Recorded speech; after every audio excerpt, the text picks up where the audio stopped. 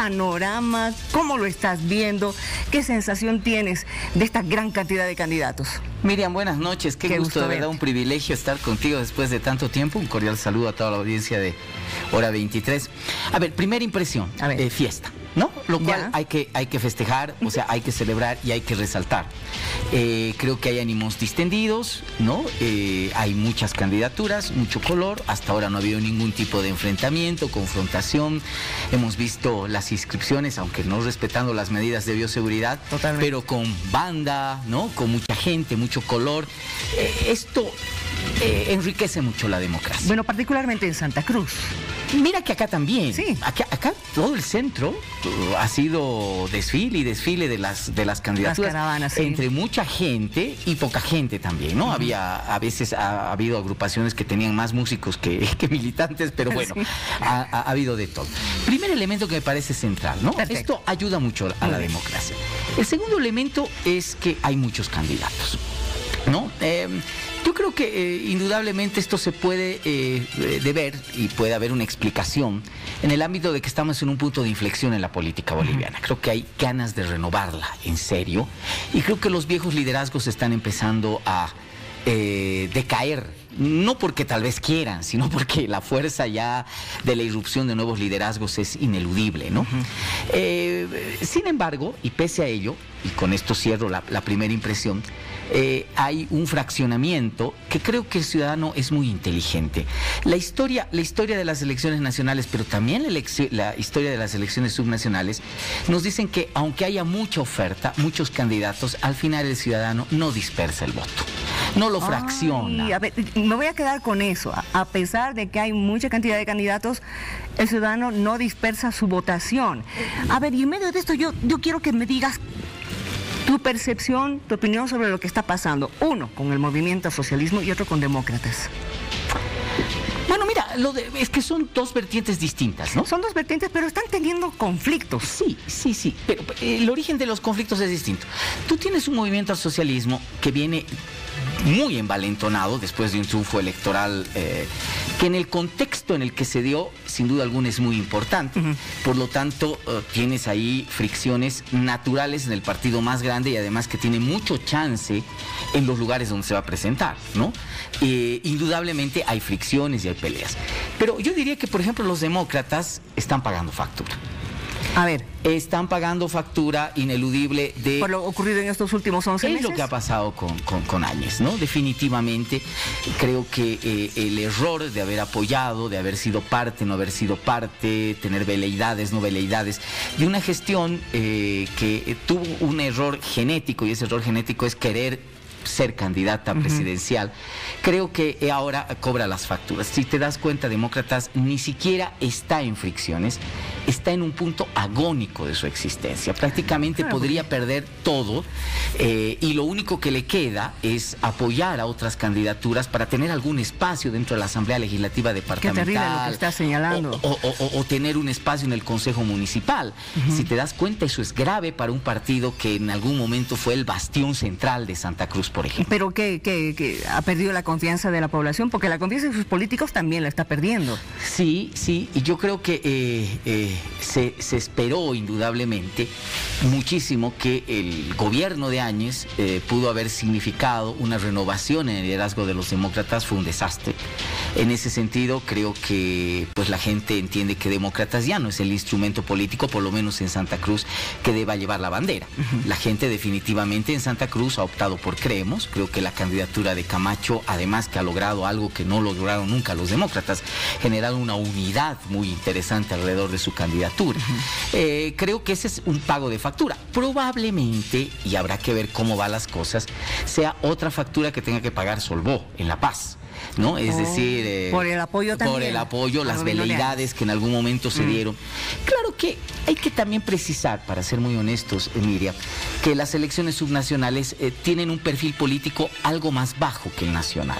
Las subnacionales. Las subnacionales. Sin embargo, yo tengo la impresión de que van a marcar una pulseta muy fuerte entre diferentes partidos y alianzas.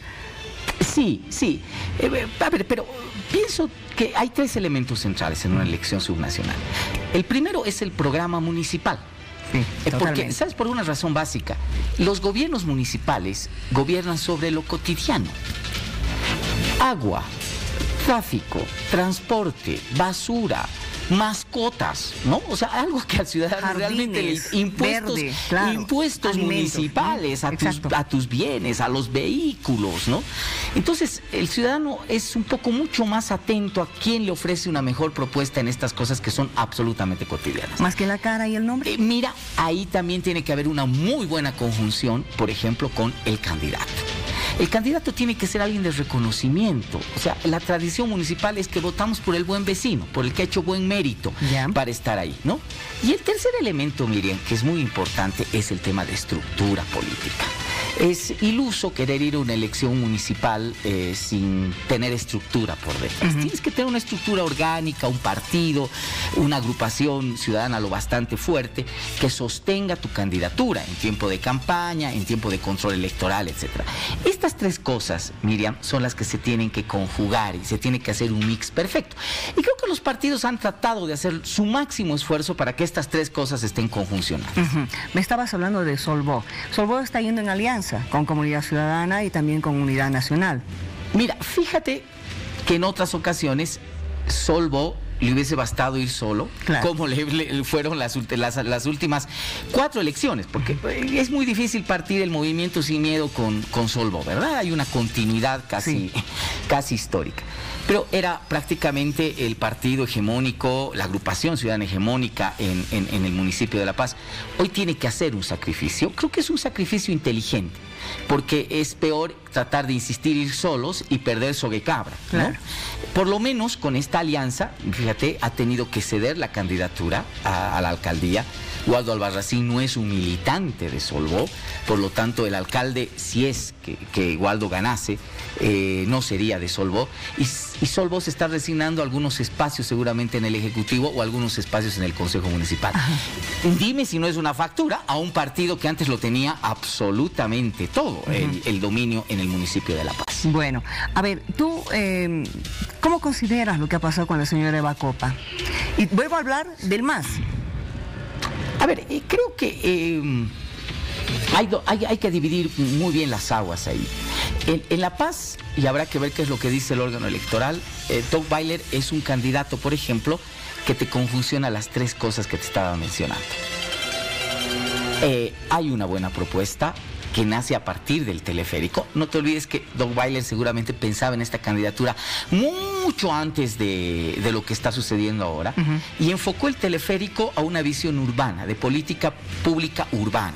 No solamente era el transporte en cable, era el tema de espacios de arte, cultura, comunicación, educación ciudadana, algo muy parecido a lo que hizo el movimiento Sin Miedo en su momento. ¿Qué te parece ese panorama? Interesante para la política, insisto, creo que estamos en un momento de inflexión, mire. Ya. Creo que hay la necesidad. No está mal entonces. Ya ineludible de una renovación en el ámbito político. Y la renovación no implica la jubilación de nadie, sino el encontrar nuevos roles en política. Porque ya se ha dado por jubilados algunos, los líderes principalmente, ¿sí? Pero es cosa de encontrarle un nuevo rol. Lo malo es de que es como en el fútbol, ¿no? Es mejor dejar el fútbol y acomodarte ya como asistente, ayudante, director técnico, dirigente, etcétera, que el fútbol te deje, ¿no? Claro. Es decir, eso puede pasar, que ya no puedas hacer el mismo trote, ya no tengas la misma velocidad, la misma fuerza. Y yo creo que la cosa de los viejos liderazgos ahora están en reubicarse.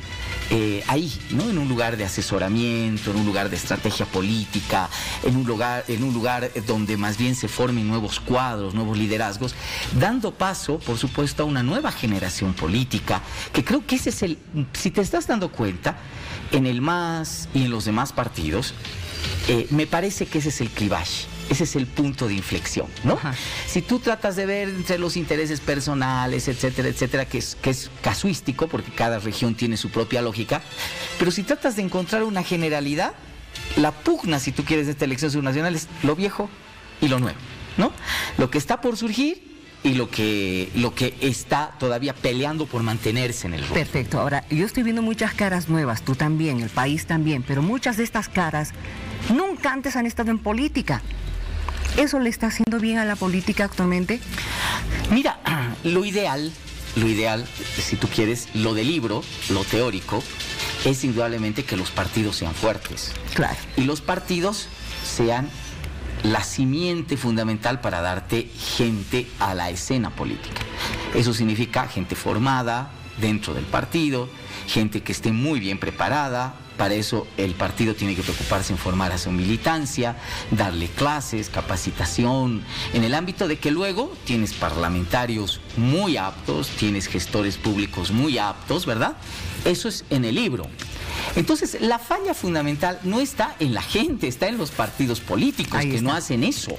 ¿No? Los partidos políticos no se dedican y no se han dedicado nunca a reproducir figuras, esquemas, cuadros, ¿no? Han estado muy encasillados en lo que significa sus liderazgos y como que el partido acababa donde, ¿verdad? Acababa el líder político. Ahora, evidentemente creo que hay una nueva lógica en Bolivia. Yo creo que aparte de esta renovación generacional, ojalá lo próximo que sea que nos acompañe es una renovación partidaria, es decir, dentro de los partidos, una visión absolutamente de la política, ¿no? Donde existe una formación de cuadros, donde se entienda que una persona no tiene que quedarse por vida en un cargo, sino tiene que reproducir y tiene que ver quién está detrás para prepararlo para que sea capaz y apto de tomar ese lugar, esa posta. Muchos candidatos, como tú has dicho al principio, realmente hasta uno puede llegar a marear si no llegas a conocer a totalidad los nombres.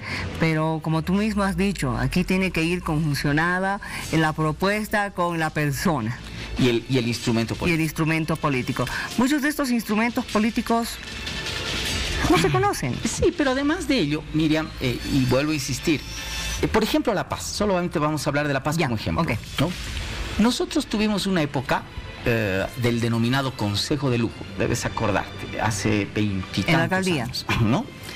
Claro, donde el voto era muy fraccionado. ¿Te acuerdas? ADN tenía su candidata, ahí estaba MacLean, tenía el MNR también su partecita, tenía la agrupación de varios colegas periodistas, ahí estaba doña Cristina, que en paz descanse, doña Cristina Corrales, el señor Galvez, ¿te acuerdas? Ahí está. Y el resultado fue desastroso. Creo que a partir de esa experiencia, el paceño no fracciona su voto. Si te has dado cuenta, luego la historia municipal electoral ha sido de concentración del voto. No creo que haya razones para pensar que en esta elección el voto va a ser altamente fraccionado. Yo pienso que se va a concentrar el voto, especialmente en La Paz, se va a concentrar en dos. Tal vez existe una tercera candidatura y con algo de expectativa, pero va a estar concentrado ahí. Así que el resto de los competidores, más allá de tener un cartel, más allá de ser buenos candidatos, porque hay que respetar absolutamente el derecho plural que tienen todos de participar, van a quedar al final con una votación muy simbólica y sin derecho a la representación política seguramente en el Consejo. Complicado para ellos digo. Para algunos candidatos que hoy día se han conocido, son apuestas muy altas, ¿no? Claro, porque están cambiando lo que hacían anteriormente, cuestiones políticas o cuestiones económicas. Mira, que yo sé que ahorita pica hablar de alguien que, por ejemplo, y yo sé por tu posición en un medio de comunicación, dejar un medio de comunicación, dejar esta palestra tan importante que tienes, por ir a la política y probablemente con muy poca expectativa electoral, ¿no? Entonces, caramba, que hay sorpresas en ese sentido. Uno no logra entender por qué esas personas dan ese paso, ¿no? Es decir, dejar una palestra que siempre es importante, que es los medios de comunicación, y de repente dar un salto que a veces no tiene retorno, Miriam, y tú lo sabes, ¿no? Es decir, cuando sales de aquí y te vas a la política, probablemente tu retorno ya no sea posible. Gracias por haber venido, Marcelo. Que no sea la última vez, por favor. No, para mí siempre es un privilegio poder conversar contigo. No, para mí siempre es un privilegio. Ya se acerca la etapa más candente del proceso electoral, sin duda alguna. Habrá que esperar el nuevo cronograma en cuestión de fechas de campaña y todo eso. Y esta vez sí, las características de campaña que seguramente serán diferentes a las que hemos tenido en la elección nacional. Pero sin lugar a dudas ya los vamos a ver en enero, las siguientes semanas. Gracias, Marcelo. Privilegio, Miriam, un gusto.